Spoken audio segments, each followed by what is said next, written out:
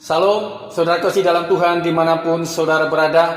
Kita berjumpa kembali di dalam ibadah online saat pagi hari ini dalam gereja Gerakan Pentakosta Gombong. Mari saudara kasih dalam Tuhan, kita menyembah kita Allah kita yang luar biasa, Allah kita yang ajaib, Allah kita yang selalu memberkati kita mulai pada saat pagi hari ini. Saya undang untuk saudara untuk bangkit berdiri. Mari saudara kita akan memuji memuliakan Tuhan. Dan kita mengatakan, ini hatiku menyembahmu. Terima kasih ya Bapa untuk pagi hari ini. Ini hatiku menyembahmu, tulus dan kagum padamu Yesus. Ini hatiku tak sempurna, perlu campur tanganmu dalam hidupku. Hatiku mengasihimu, hatiku mengasihimu, hatiku ingin mengenalmu, ingin mengertimu. Tuhan, kau lihat isi hatiku.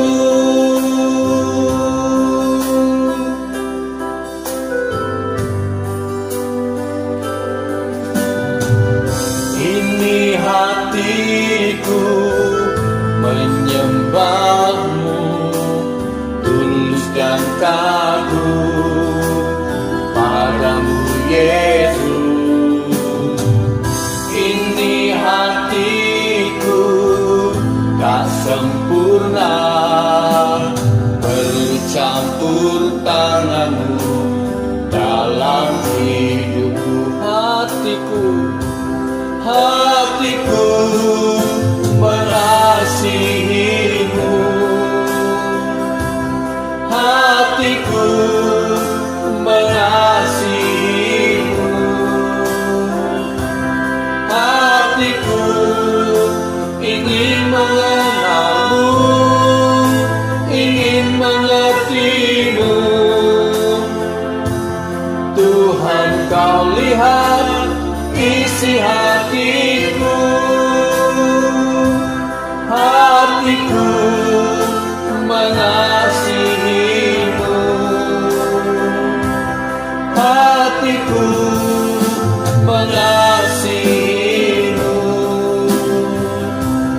hatiku ingin mengenalmu, ingin mengertimu. Tuhan, kau lihat isi hatiku. Tuhan, kau lihat isi hatiku. Tuhan, kau lihat isi hatiku.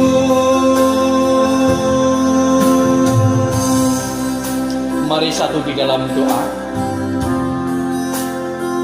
Bapa, terima kasih untuk pagi hari ini. Engkau mempertemukan kami dengan sidang jemaat-Mu dimanapun mereka berada.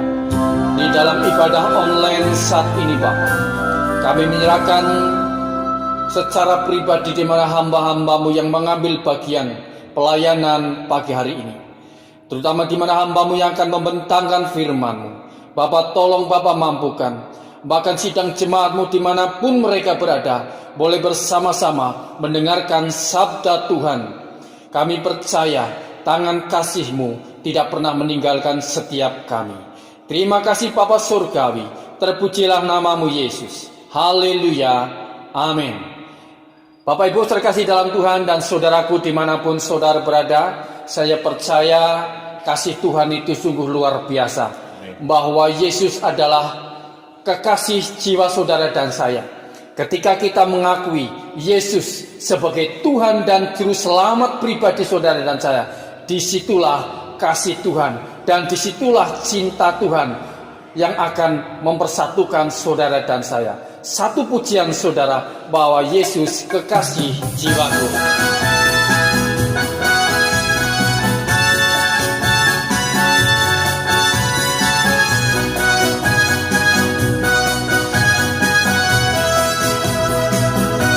Yesus kekasih jiwaku, sungguh ku percaya padamu, karena kasihmu padaku, kau tebus dosaku. Dari terbitnya matahari dan sampai tenggelamnya, ku angkat lagu pujian, tinggikan namamu. Dengan gendang ku puji dengan kecapi, oh ku bernyanyi haleluya. Yesus kekasihku, sayang disayang, aku disayang Tuhan, aku diangkat jadi anaknya, aku disayang Tuhan. Glory, glory, glory, glory, haleluya. Glory, glory, glory, puji Tuhan. Glory, glory, glory, haleluya. Glory, glory, glory, puji Tuhan. Yesus kekasih jiwaku, sungguh ku percaya padamu, karena kasihmu padaku, kau tebus dosaku. Dari terbitnya matahari yang sampai terbenamnya, ku angkat lagu pujian, tinggikan namamu. Dengan gendang ku puji dengan kecapi, oh ku bernyanyi haleluya. Yesus kekasihku, sayang disayang, aku disayang Tuhan, aku diangkat jadi anaknya, aku disayang Tuhan. Glory, glory, glory, haleluya. Glory, glory, glory, puji Tuhan. Glory, glory, glory, haleluya. Glory, glory, glory, puji Tuhan. Glory, glory, glory, haleluya. Glory, glory, glory, puji Tuhan.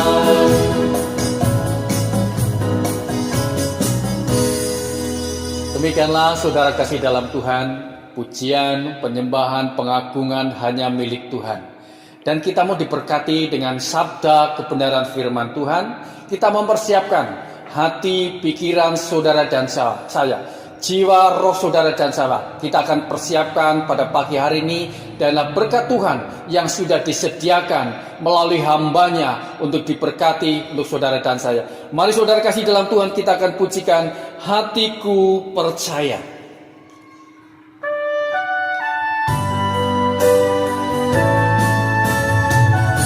Terima kasih Bapa. Kami percaya Tuhan, sabdamu akan memberkati setiap kami pagi hari.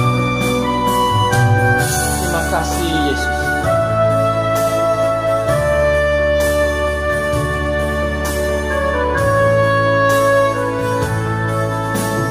Saat ku tak melihat jalanmu, saat ku tak mengerti rencanamu, namun tetap ku pegang janjimu.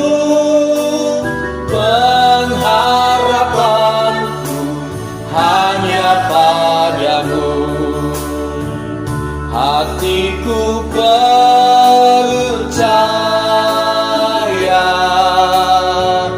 hatiku percaya,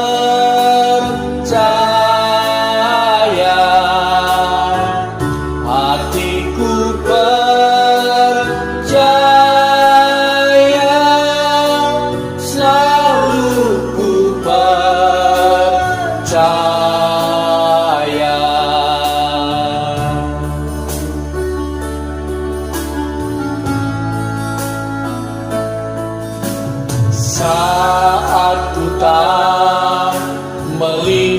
jalanmu saat ku tak mengerti rencanamu, namun tetap ku pegang janjimu.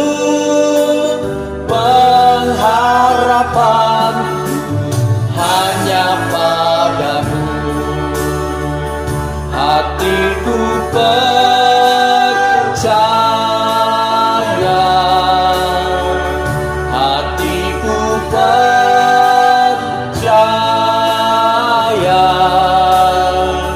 hatiku percaya, selalu ku percaya,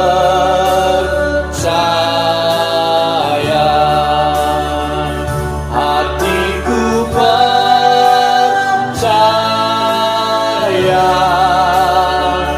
hatiku percaya,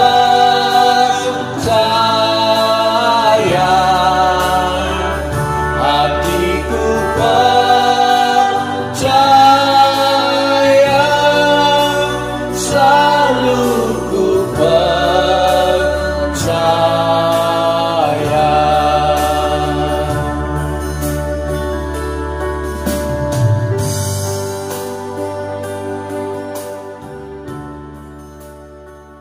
Puji Tuhan, Bapak Ibu Saudara, mari sama-sama kita akan satu dalam doa.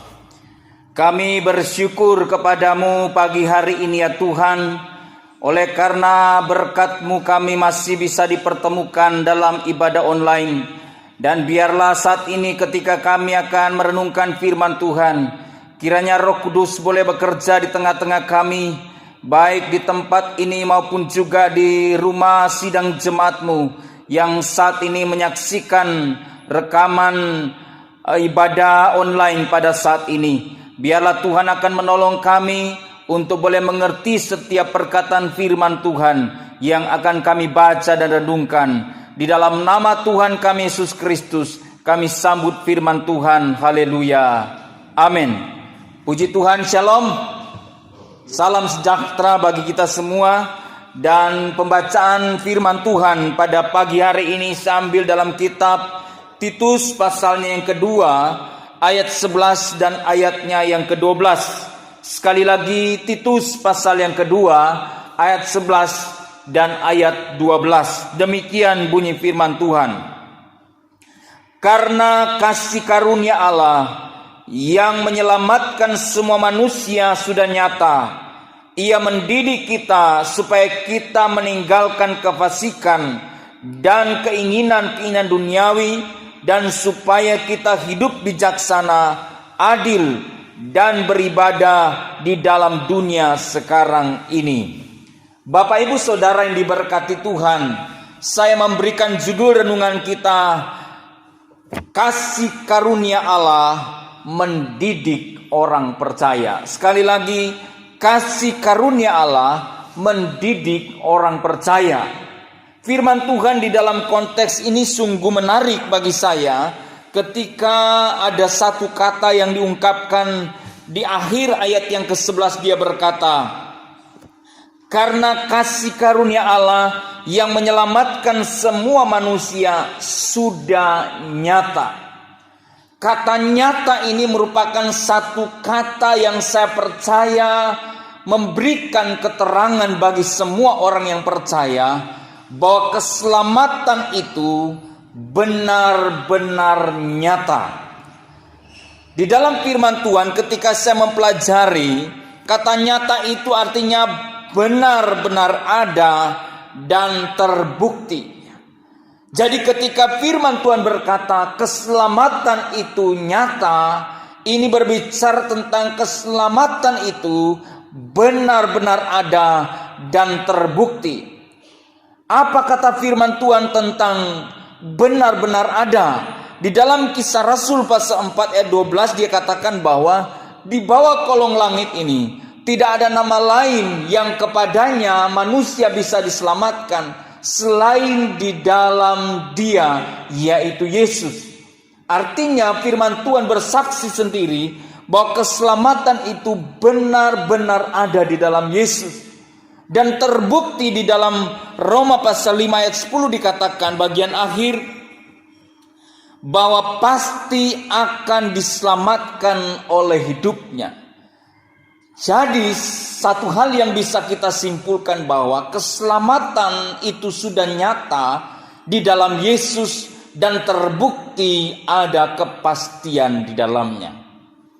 Oleh karena itu Bapak Ibu Saudara diberkati Tuhan, keselamatan yang didapat melalui kasih karunia Allah itu dijelaskan dalam Efesus 2 ayat 8 dan 9 bahwa itu merupakan satu pemberian Allah.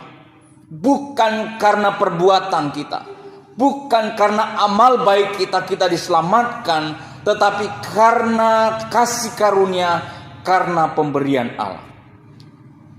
Tetapi ada satu hal yang penting di sini, bahwa kadangkala orang ketika berbicara tentang kasih karunia atau yang disebut dengan anugerah, merasa keselamatan itu bukan karena perbuatan tetapi karena kasih karunia, sehingga kadang ada orang Kristen yang menyepelekan berkaitan dengan keselamatan di dalam kasih karunia itu, sehingga hidup mereka bebas, hidup mereka tidak ada aturan. Karena apa? Mereka pikir sudah diselamatkan.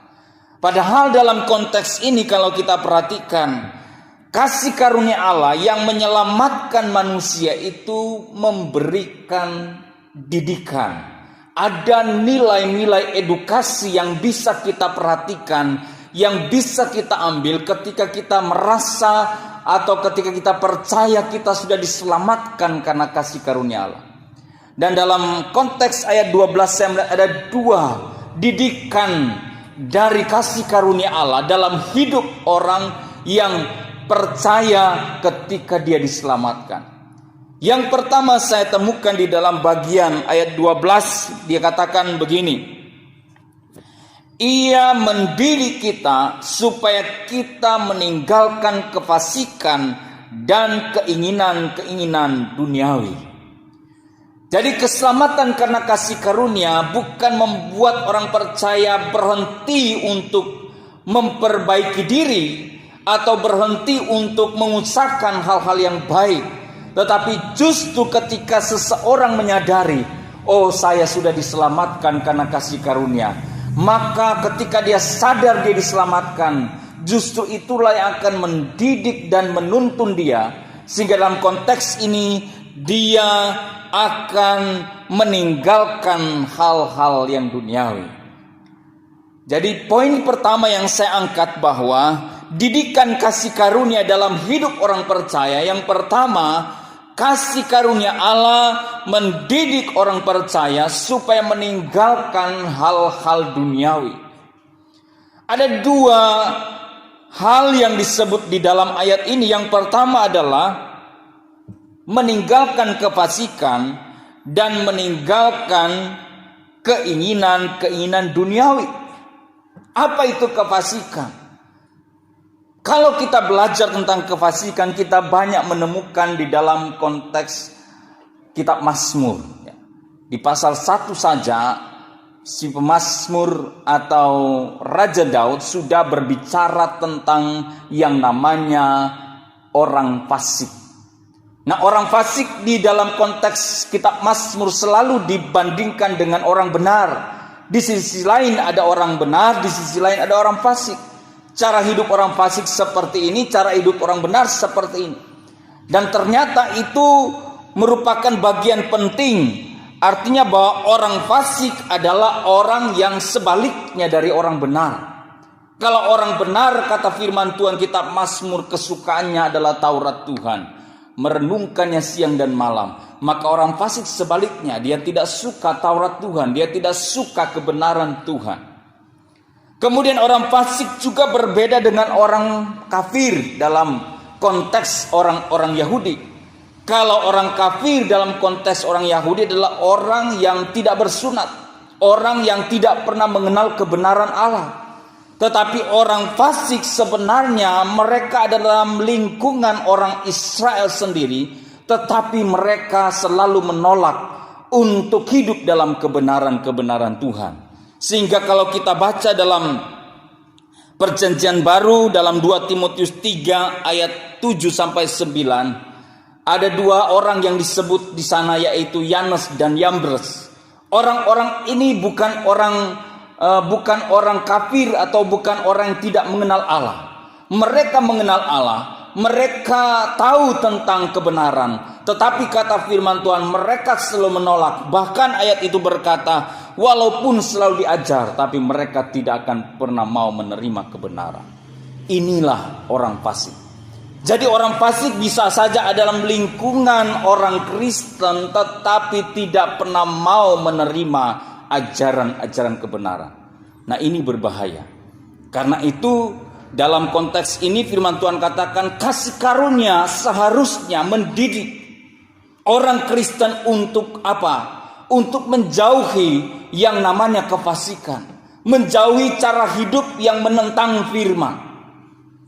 Kemudian yang kedua dikatakan di sini, tidak hanya menjauhi atau meninggalkan hal-hal duniawi yang berbicara tentang kefasikan, tapi juga di dalam ayat ini meninggalkan keinginan-keinginan duniawi. Ini adalah satu hal yang berbahaya, karena saya percaya Paulus sudah mempertimbangkan ketika keinginan di dalam konteks yang lain. Firman Tuhan katakan keinginan yang tidak terkendali, keinginan yang duniawi itu ketika sudah dibuahi kata firman Tuhan, dia akan menjadi dosa. Dan ketika dosa itu sudah matang kata firman Tuhan, dia akan melahirkan yang namanya maut. Artinya bahwa dari keinginan yang tidak terkendali ini muncul dosa dan muncul yang namanya maut. Jadi Bapak Ibu Saudara yang diberkati Tuhan, pagi hari ini kita digiring oleh firman Tuhan. Ketika kita sudah percaya dan sadar kita sudah diselamatkan, maka seharusnya keselamatan yang bukan karena usaha kita itu kita terima. Itu mendidik kita yang pertama, menjauhi hal-hal yang duniawi atau meninggalkan hal-hal yang duniawi. Ini yang saya temukan. Karena itu saya mempelajari kata meninggalkan dalam konteks ini artinya menyangkal dan menolak. Kata ini sama dengan kata yang digunakan ketika menulis peristiwa Petrus waktu dia menyangkal Yesus. Tetapi sasaran dan objeknya berbeda. Kalau pada waktu Petrus yang dia sangkal adalah Yesus, maka dalam konteks ini yang harus kita sangkal adalah keinginan duniawi dan juga kefasikan. Ini yang seharusnya kita posisikan sebagai produk dunia yang harus saya dan saudara tinggalkan kata firman Tuhan ketika kita sadar sudah menerima kasih karunia Allah dan diselamatkan. Ini edukasi rohani yang saya percaya hari-hari ini dibutuhkan oleh setiap saya dan saudara untuk menantikan kedatangan Tuhan. Saya dan saudara terus dibawa oleh Tuhan dalam sebuah proses pembelajaran rohani dalam konteks ini. Jadi bagian pertama adalah didikan kasih karunia Allah dalam hidup orang percaya adalah untuk membuat saya dan saudara meninggalkan kefasikan dan keinginan duniawi. Sehingga saya dan saudara dalam proses pendidikan rohani yang akan membawa kita menyangkal, menolak, sampai meninggalkan hal-hal yang duniawi. Itu yang pertama. Yang kedua, kasih karunia Allah tidak hanya mendidik orang percaya supaya meninggalkan hal-hal duniawi, tetapi yang kedua saya simpulkan kasih karunia Allah mendidik orang percaya supaya hidup secara rohani. Di dalam ayat yang ke-12 bagian B dia katakan begini. Ia mendidik kita supaya kita meninggalkan kefasikan dan keinginan-keinginan duniawi, dan supaya kita hidup bijaksana, adil dan beribadah di dalam dunia sekarang ini. 3 hal yang disebutkan di sini, bijaksana, adil, dan beribadah. Kalau kita teliti 3 kitab pastoral atau yang seringkali disebut surat-surat pengembalaan, 1 Timotius, 2 Timotius. Kemudian ada Titus dan juga Filemon. Ini bicara tentang pelayanan pengembalaan yang di dalamnya kata bijaksana, adil, dan beribadah selalu diulang-ulang kepada orang yang akan melayani sebagai penilik, sebagai diaken, sebagai penatua. Kata adil, kata bijaksana, kata ibadah ini selalu diulang-ulang di dalam kitab-kitab ini. Artinya bahwa dalam konteks ini Paulus sedang menyimpulkan bahwa kehidupan yang rohani yang bersumber dari pemahaman oleh karena kasih karunia itu sudah menyelamatkan, itu seharusnya mendorong kita untuk hidup dalam konteks bijaksana, adil, dan beribadah. Bijaksana berbicara tentang bagaimana kita orang percaya mempergunakan waktu, mempergunakan harta, dan juga mempergunakan karunia. Ini yang dibicarakan dalam konteks ini. Bahwa saya dan saudara digiring oleh Tuhan untuk bijaksana. Dalam menggunakan waktu, ada waktu yang kita gunakan untuk Tuhan, untuk pribadi kita, juga untuk keluarga, untuk pelayanan, dan seterusnya. Ada harta yang Tuhan percayakan bagi kita untuk kita bisa gunakan dalam pelayanan, dalam hidup kebutuhan, mungkin juga dalam pekerjaan Tuhan. Ada karunia-karunia yang dipercayakan Tuhan ketika Tuhan mempercayakan kepada Timotius, kepada Titus, kepada Filemon melalui Rasul Paulus yang menjadi guru mereka. Maka saya percaya semuanya ini diatur dengan bijaksana, adil, dalam keluarga, dalam pelayan, dalam pekerjaan. Karena itu dikatakan di dalam konteks ini ketika orang menjadi penilik, diaken, penatua, dan seterusnya, dikatakan dia haruslah suami dengan 1 istri. Saya percaya sebenarnya jemaat itu sudah tahu konteksnya, tetapi ini ditekankan supaya dia bisa berkonsentrasi. Karena ada golongan orang-orang yang memang belum menyadari tentang konteks adil dalam hidup rumah tangga dan keluarga. Kemudian dalam pelayanan, dalam pekerjaan dan tugas yang dipercayakan Tuhan, kita dituntut untuk bisa adil. Dan puncaknya adalah ketika Paulus berbicara tentang ibadah. Nah, dalam konteks kitab Timotius dan Titus ini, kata ibadah itu saya perhatikan dicatat dalam 2 bahasa asli dengan 3 pengertian. Yang pertama bicara tentang penghormatan kepada Allah. Yang kedua ibadah berbicara tentang berbakti kepada orang tua atau sesama. Dan yang ketiga berbicara tentang kesalehan hidup. Ini ibadah yang dibentuk, yang dikualifikasikan oleh Paulus kepada Timotius dan Titus. Ketika mereka bicara tentang ibadah bukan dalam hal kumpulan bersama. Dan saya percaya bahwa ini yang mungkin harus kita kembangkan hari-hari ini. Kita mungkin jarang atau mungkin terbatas dalam hal kumpulan bersama. Ibadah dalam kumpulan bersama. Tetapi ketika kita mengembangkan yang namanya kesalehan hidup, mengembangkan yang namanya berbakti kepada orang tua atau sesama, atau mengembangkan yang namanya penghormatan kita kepada Allah, itu juga ibadah yang memang ingin diungkapkan oleh firman Tuhan sebagai didikan dari kasih karunia Allah yang saya dan saudara terima sehingga kita diselamatkan. Sehingga hidup orang Kristen tidak kebablasan berkaitan dengan kasih karunia atau anugerah yang sudah diterima. Tetapi justru anugerah atau kasih karunia itu menuntun orang percaya untuk benar-benar hidup memuliakan Tuhan.